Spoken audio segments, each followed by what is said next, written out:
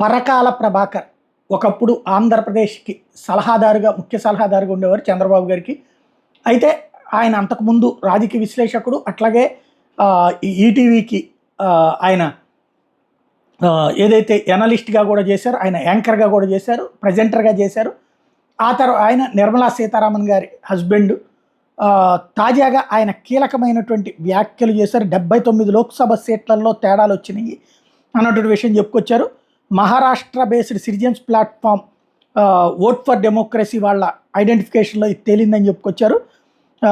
ఏదైతే ఇందులో ప్రధానమైనటువంటిది 1952 నుంచి ఇప్పటిదాకా ప్రొవిజనల్ అండ్ ఫైనల్ ఫిగర్స్లో చూస్తే 1% తేడా ఉండేది. కానీ 2024లో కొన్ని వీటిట్లలో 12.5% తేడా వచ్చింది. ఒరిస్సా, ఆంధ్రప్రదేశ్ వీటిలో 12.5% అడిషనల్ ఓట్స్ వచ్చినాయి అన్నటువంటి ఆరోపణ చేసుకొచ్చారు.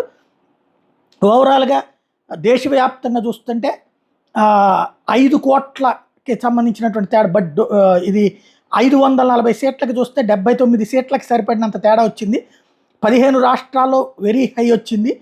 5 కోట్ల ఓట్లు 79 సీట్లలో డిఫరెన్స్ వచ్చింది అన్నటువంటి ఆరోపణ చేస్తున్నారు. ఇందులో కేరళలో there was a difference of 86,000 votes and BJP ఏదైతే అక్కడ గెలుచుకుంది అన్నటువంటి చేస్తూ 0.25% తేడాతో అక్కడ గెలిచింది అన్నటువంటి విషయాన్ని చెప్పుకొచ్చారు.